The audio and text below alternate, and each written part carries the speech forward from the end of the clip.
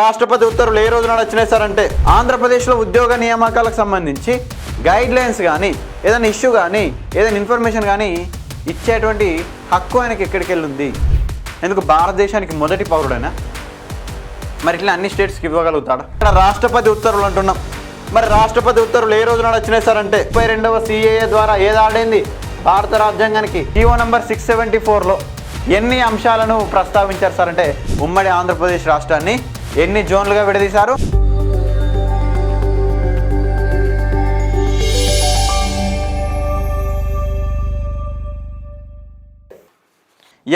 October 1975 రోజున 18 October 1975 నాటి భారత రాష్ట్రపతి అయినటువంటి ఫక్రుద్దీన్ అలీ అహ్మద్, ఎవరండి? ఫక్రుద్దీన్ అలీ అహ్మద్. ఫక్రుద్దీన్ అలీ అహ్మద్ గారు 1975 18th అక్టోబర్ రోజున the AP public employment order 1975 issue చేసిండు. దేన్ని ఇష్యూ చేసిండు? The AP public employment order 1975ని భారత రాష్ట్రపతి విడుదల చేసినటువంటి పరిస్థితి. సార్ మరి ఆయనకి ఎవరు ఇచ్చిర్రు? ఆంధ్రప్రదేశ్లో ఉద్యోగ నియామకాలకు సంబంధించి అంటున్నాం కదా, మరి ఆయనకు అధికారం ఎక్కడిది? ఎవరిచ్చిర్రు ఆయనకు అధికారం?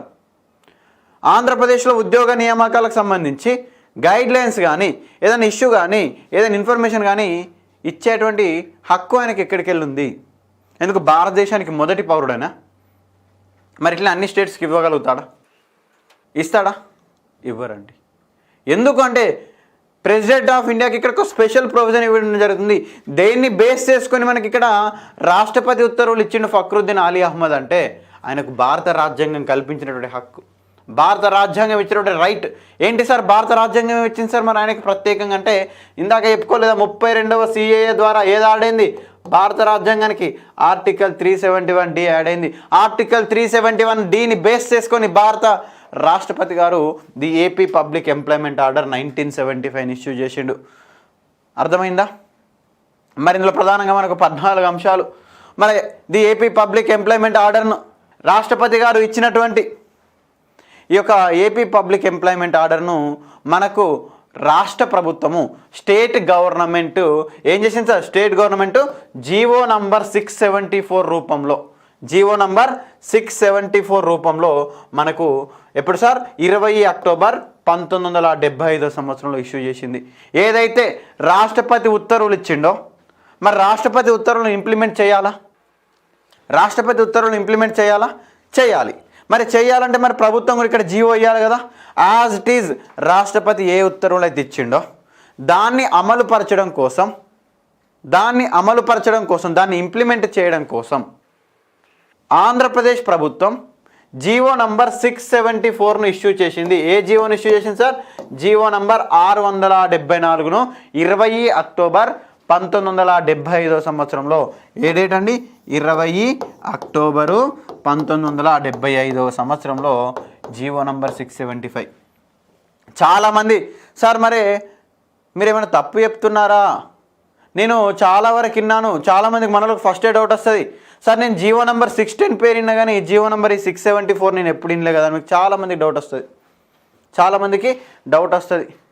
నేను జీవో నంబర్ 610 నిన్న ఈ పేరు ఎప్పుడు వినలేదు సార్ అంటే inter sir. GO number 610 different, GO number 674 different, both are different GOs. So GO number 610 గురించి వచ్చినప్పుడు అక్కడ డీటెయిల్గా 610 జీవో గురించి చెప్పుకుంటాం. అర్థమవుతుందా? సో ఇక్కడ మనకు జీవో నంబర్ 674ను ఇష్యూ చేసినటువంటి పరిస్థితి. మరి ఇందులో మొత్తంగా జీవో నంబర్ 674లో ఎన్ని అంశాలను ప్రస్తావించారు సార్ అంటే 14 అంశాలను ప్రస్తావించారు. ఎన్ని పాయింట్స్ అండి? 14 పాయింట్స్. మరి ఇక్కడ 14 అంశాలు అంటున్నా. మీకు ఇంకోటి గుర్తుకు రావాలి, మీకు సీక్వెన్స్గా గుర్తుంచుకోవడం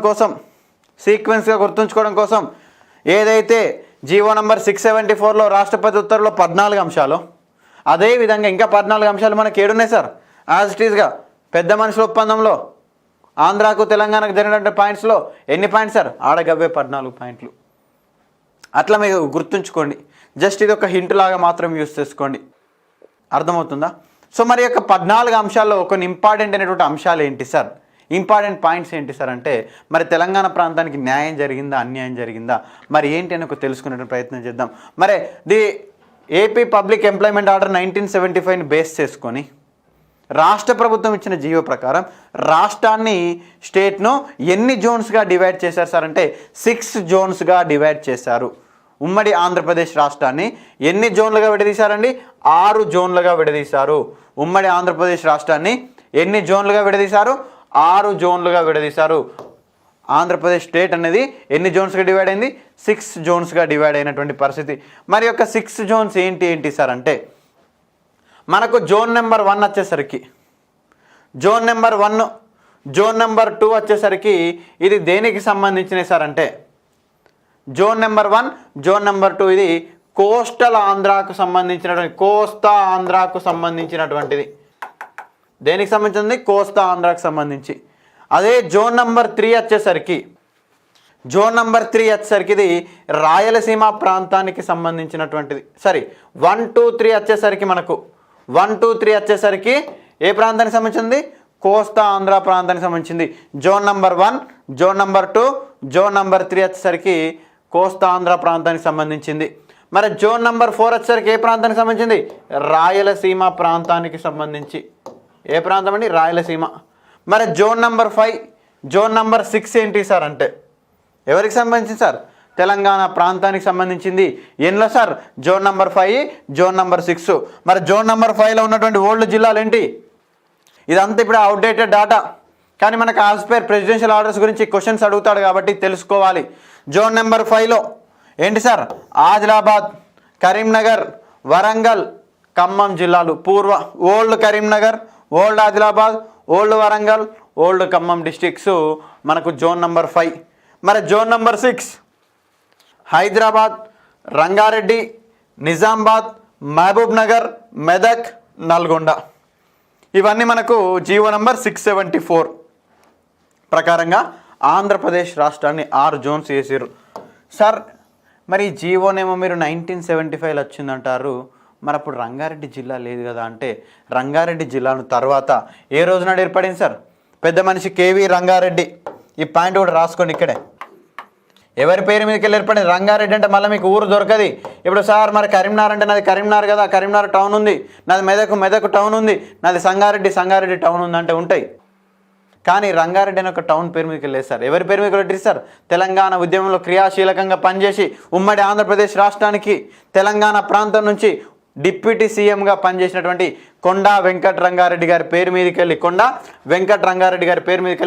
15th ఆగస్టు ఎప్పుడండి?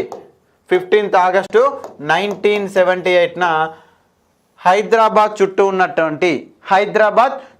ఉన్నటువంటి రూరల్ ఏరియాస్ అన్నిటినీ కలిపి రంగారెడ్డి అని ఒక కొత్త జిల్లాను ఫామ్ చేయడం జరిగింది. ఏ జిల్లాను ఫామ్ చేసిర్రు? రంగారెడ్డి అని ఒక జిల్లాను. ఏ ఇయర్లో ఫామ్ చేసిర్రు? 1978 15th ఆగస్టు రోజున మనకు ఫామ్ అయినటువంటి పరిస్థితి. సో మరి అదే విధంగా ఈ విధంగా ఒక పాయింట్స్ గుర్తుంచుకోండి. తెలంగాణ ప్రాంతానికి సంబంధించి ఎన్ని sir? Zone number 5, zone number 6 from ఎక్కడి నుంచి? తెలంగాణ ప్రాంతం నుంచి. మరి యొక్క జోన్ నెంబర్ 5, జోన్ నెంబర్ 6. మరి అదే విధంగా ఇది రాష్ట్రాన్ని 6 జోన్లుగా విడదీసిర్రు. మరి అదేవిధంగా ఇక్కడ ఏం చేసిర్రు సార్ అంటే స్థానికులకు ఉద్యోగ అవకాశాలు కల్పించే విషయంలో డిస్ట్రిక్ట్ లెవెల్ పోస్టుల్లో స్థానికులకు 80% ఉద్యోగాలు కేటాయించడం జరిగింది. స్థానికులకు ఎన్ని శాతం ఉద్యోగాలు సార్? 80%. సో మరి జిల్లాలో నాన్ లోకల్ పోస్టులు ఎన్ని సార్? 20% పోస్టులు. ఎన్నండి? 20% పోస్టులు జిల్లా లెవెల్ స్థాయి పోస్టులు అయితే. మరి అదేవిధంగా ఎన్జిఓ లెవెల్లో అయితే నాన్ గెస్టెడ్ ఆఫీసర్స్ లెవెల్లో స్థానికులకు ఖచ్చితంగా లోకల్స్కు కంపల్సరీ 70% ఇవ్వాలి. ఎన్జిఓ లెవెల్ పోస్టులలో లోకల్ క్యాడర్కు ఎంత ఇవ్వాలి? 70% ఇవ్వాలి. నాన్ గెస్టెడ్ ఆఫీసర్ లెవెల్లో. మరి ఇక్కడ నాన్ లోకల్ ఎంతమంది ఉంటారు? 30% ఉంటారు. మరి గెస్టెడ్ ఆఫీసర్ అందులో ఉన్నటువంటి వర్గాల ప్రకారంగా మనకు ఎన్ని సార్? 60% లోకల్ అనేది ఖచ్చితంగా స్థానికులకు ఇవ్వాలి. గెస్టెడ్ స్థాయి ఉద్యోగాల్లో 40% నాన్ లోకల్కు. మరి ప్రధానంగా చూసుకోండి సార్, మరి గెస్టెడ్ స్థాయి పోస్టులు డిస్ట్రిక్ట్ లెవెల్ పోస్టులు అంటే మ్యాక్సిమం తెలంగాణ వాళ్ళే వస్తారు. అవునా కదా? వరంగల్ వాళ్ళు కరీంనగర్ వాళ్ళు వరంగల్కో, నల్గొండ వాళ్ళు మహబూబ్ నగర్ వాళ్ళు ఎటో ఆ జోన్ లెవెల్ పోస్టులలో, డిస్టిక్ లెవెల్ పోస్టులలో వాళ్ళు వస్తుంటారు. కానీ నాన్ గెజిటెడ్ ఆఫీసర్ లెవెల్ పోస్టులు 70% అంటే 30% మ్యాక్సిమం వాళ్ళే. గెజిటెడ్ ఆఫీసర్ స్థాయి పోస్టులలో ప్రధానంగా చూసుకుంటే 40% బయట వాళ్ళే వస్తారు. సో మనోళ్ళు ఎక్కడికి వెళ్ళరు, గుంటూరుకు గుడివాడకు మనోళ్ళు పోరు, అక్కడ వాళ్ళు ఇక్కడికి వచ్చేటువంటి అవకాశాలు ఎక్కువగా ఉంటాయి. సో ఈ జోనల్ సిస్టమ్ రావడం ద్వారా కూడా మనకు చాలా వరకు అడ్వాంటేజే ఉన్నటువంటి పరిస్థితి. సో మరి అదేవిధంగా ఇక్కడ ఏం జరిగింది సార్ అంటే స్థానికత్వాన్ని లోకల్ స్టేటస్ను ఎన్ని ఇయర్స్కు కుదించడం జరిగింది సార్? ప్రెసిడెన్షియల్ ఆర్డర్స్ ప్రకారంగా ఇచ్చిన ప్రకారంగా స్థానికత్వాన్ని 4 సంవత్సరాలకు తగ్గించినటువంటి పరిస్థితి. 4 years నువ్వు ఇక్కడ ఉంటే సరిపోతుంది. నువ్వు లోకల్ స్థానికత్వం ఎన్ని సంవత్సరాలకు కుదించబడింది? 4 yearsకు కుదించబడినటువంటి పరిస్థితి. 15 years నుంచి 4 yearsకు కుదించబడ్డటువంటి పరిస్థితి మనకు స్థానికత్వం. మరి దీని ద్వారా అనేక మంది హైదరాబాద్ ప్రాంతానికి వచ్చి ఇక్కడ స్థిరపడ్డటువంటి పరిస్థితి. సార్ అన్నిటికన్నా ముఖ్యంగా ఇంకొక అంశం ఏంటి సార్ అంటే 14th పాయింట్. ఇందులో 14th పాయింట్ అనేది చాలా ఇంపార్టెంట్. ఎన్నో పాయింట్ అండి? జీవో నంబర్ 674లో 14th పాయింట్ అనేది చాలా ఇంపార్టెంట్. ఏంటి సార్ అంత ఇంపార్టెంట్ పాయింట్ అంటే? అవునండి, దీన్ని బేస్ చేసుకొని మనకు ఖచ్చితంగా అడుగుతారు. ఎక్కడెక్కడైతే ముల్కీ నియమాలు వర్తించవో, ఇది పాయింట్ నెంబర్ 14. మీకు అందరికీ తెలుసు 14F మలిదశ తెలంగాణ ఉద్యమాన్ని నడిపించినటువంటి ఏంటి సార్? మలిదశ తెలంగాణ ఉద్యమాన్ని నడిపించినటువంటిది 14F. అవునా కాదా? 14F కానీ 610 జీవో కానీ అవన్నీ కూడా అవే మలిదశ తెలంగాణ ఉద్యమానికి రావడానికి ప్రధాన కారణాలు. సో ఈ పాయింట్ చాలా ఇంపార్టెంట్. ఏదైతే జీవో నంబర్ 674లో ఉన్నటువంటి 14th పాయింట్లో ఏమని చెప్తున్నారు సార్? ఎక్కడైతే ముల్కీ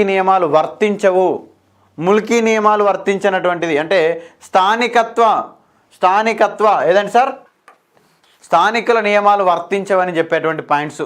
సో మనకు 14A ఏం చెప్తుంది? సెక్రటేరియట్లో, రాష్ట్ర ప్రభుత్వంలోని సెక్రటేరియట్లో స్థానిక నియమాలు వర్తించవంట. ఇక్కడ రాష్ట్ర సచివాలయంలో, ఎక్కడండి? రాష్ట్ర సచివాలయంలో స్థానిక నియమాలు వర్తించవు. ఇది ఏ పాయింట్ చెప్తుంది సార్ అంటే 14A. ఏంటండి? ప్రెసిడెన్షియల్ ఆర్డర్స్లోని 14A చెప్తుంది. సార్ మరి సెక్రటేరియట్లో స్థానికులకు అంటే స్థానిక నియమాలు వర్తించవు అంటే ఎక్కడి నుంచి చేస్తారు సార్? ఇక అందరికి కూడా అలవాటు అయిపోతుంది. అవునా కాదా? మరి సెక్రటేరియట్లో వర్తించినప్పుడు మరి ఏంటి? ప్రధానంగా పోస్టులు ఎక్కువ ఉండే సెక్రటేరియట్లో, జూనియర్ అసిస్టెంట్లో, సీనియర్ అసిస్టెంట్లో ఏదో ఒక పోస్టులు ఉంటూనే ఉంటాయి ప్రధానంగా, చిన్న స్థాయి పోస్టులు అయినా కూడా. అవునా కాదా? శాఖాధికారులని, ఇట్లా అనేకమైన సిస్టమ్ ఆపరేటర్లు, క్లర్కులు, ఇట్లా అనేకమైన పోస్టులు ఉంటాయి. మరి సెక్రటేరియట్లో నీకు లోకల్ వర్తించదంటే మరి అక్కడ అత్యధికంగా ఎవరు వస్తారు సార్? ఎవరికి తలుపులు తెరిచినటువంటి పరిస్థితి? వలసలకు తలుపులు తెరిచినటువంటి పరిస్థితి. మరి 14B ఏం చెప్తుంది సార్? ఇందులోనే మనకు 14B ఏం చెప్తుంది? ఎక్కడైతే స్థానిక నియమాలు వర్తించవు. 14th పాయింట్ అంతనే ఎక్కడెక్కడైతే స్థానిక నియమాలు వర్తించవో. సార్ మరి 14B ఏం చెప్తుంది? Any post in office at the head of the department, HOD కార్యాలయాల్లో. ఎక్కడండి? HOD కార్యాలయాలు అంటే తెలుగులో మనం శాఖాధిపతుల కార్యాలయాలు అంటాం. ఏమంటండి? శాఖాధిపతుల కార్యాలయాల్లో కూడా హెడ్ ఆఫ్ ది డిపార్ట్మెంట్స్లో కూడా ఏ యొక్క హెడ్ ఆఫ్ ది డిపార్ట్మెంట్లో కూడా మనకు ఈ యొక్క స్థానిక నియమాలు వర్తించవంటారు.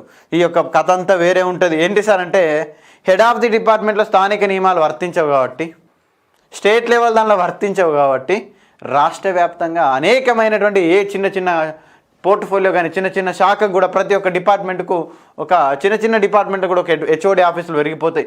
50 ఉన్న HOD ఆఫీసులు 150-200 దాటిపోతాయి. ఎందుకంటే అక్కడ స్థానిక నియమాలు వర్తించవు కాబట్టి. చెప్పుకుంటాం గిర్గ్లాని కమిషన్ కూడా గదే చెప్తుంది. గిర్గ్లాని కమిషన్ కూడా 2001 సంవత్సరంలో అపాయింట్ అయినటువంటి గిర్గ్లాని కమిషన్ కూడా గదే ముచ్చట చెప్తుంది. ఇంకా మనం గిర్గ్లాని కమిషన్ గురించి ఇంకా డిస్కషన్ చేయలేదు, రాబోయే క్లాసులో చెప్తాం కాబట్టి. సో ఇక్కడ హెడ్ ఆఫ్ ది డిపార్ట్మెంట్ కార్యాలయాల్లో కూడా స్థానిక నియమాలు వర్తించవు. ఇంకేంటి సార్? ఎనీ పోస్ట్ ఏంటి సార్? స్పెషల్ ఆఫీస్ లేదా ఎస్టాబ్లిష్మెంట్ సంబంధించినటువంటి దగ్గర కూడా మనకు వర్తించదని చెప్తున్నారు. మరి ఇంకేంటి సార్? స్టేట్ లెవెల్ ఆఫీస్లో, అదేవిధంగా ఇన్స్టిట్యూషన్లో ఏంటి సార్?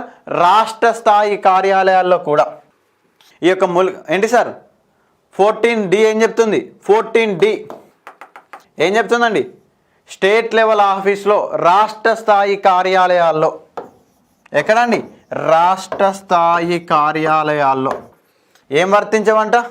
రాష్ట్ర స్థాయి కార్యాలయాల్లో కానీ ఇన్స్టిట్యూషన్స్లో కానీ స్థానిక నియమాలు వర్తించవంట. ఇదే పాయింట్ చెప్తుంది. 14D చెప్తుంది. అదేవిధంగా మరి 14E ఏం చెప్తుంది? 14E 14E ఏం చెప్తుందంటే మేజర్ డెవలప్మెంట్ ప్రాజెక్టులు, అంటే భారీ అభివృద్ధి ప్రాజెక్ట్స్ విషయంలో ఏంటి సార్? భారీ అభివృద్ధి ప్రాజెక్టుల విషయంలో కూడా స్థానిక నియమాలు వర్తించవంట. మరి భారీ అభివృద్ధి ప్రాజెక్టు విషయంలో స్థానిక నియమాలు వర్తించవంటే గవర్నమెంట్ ఏదైనా ఒక పెద్ద ప్రాజెక్ట్ను ఓపెన్ చేసిందంటే, ఒక పెద్ద ప్రాజెక్ట్ను, ఏదో ఒక ప్రాజెక్ట్ను డెవలప్మెంట్ విషయంలో, మరి అక్కడ స్థానిక నియమాలు వర్తించకపోతే ఎక్కడి నుంచి వస్తారు సార్? అందరూ కూడా ఆ యొక్క ప్రాంతాల నుంచి వలస వచ్చేటువంటి వలసలకు ప్రోత్సాహం ఇచ్చింది. ఇంకొక అన్నిటికన్నా వివాదాస్పదమైన పాయింట్ ఏంటి సార్ అంటే 14F అండి. ఏంటిదండి? 14F. మరి 14F ఏంటంటే ట్విన్ సిటీస్లో ఉద్యోగాల నియామకాలకు సంబంధించి స్థానికత్వ నియమాలు వర్తించినటువంటి పరిస్థితి. ఏ నియామకాలకు సంబంధించి? నాతో పాటు మరొకసారి చెప్పండి.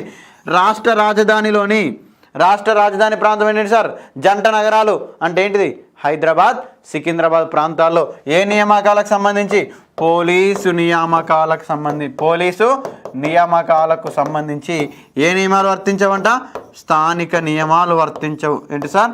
స్థానిక నియమాలు వర్తించవు. సో మరి ఇక్కడ స్థానిక నియమాలు వర్తించవు. ఇదొక చాలా వివాదాస్పదమైనటువంటి పరిస్థితి. మరి ఈ యొక్క అంశాలన్నిటి కూడా మనం జాగ్రత్తగా చూసుకోవాలి. మలి దశ తెలంగాణ ఉద్యమంలో కూడా చాలా క్రియాశీలకమైనటువంటిది ఈ యొక్క 14F పాయింట్. 14F పాయింట్ అనేది చాలా క్రియాశీలకమైనటువంటి పాయింట్.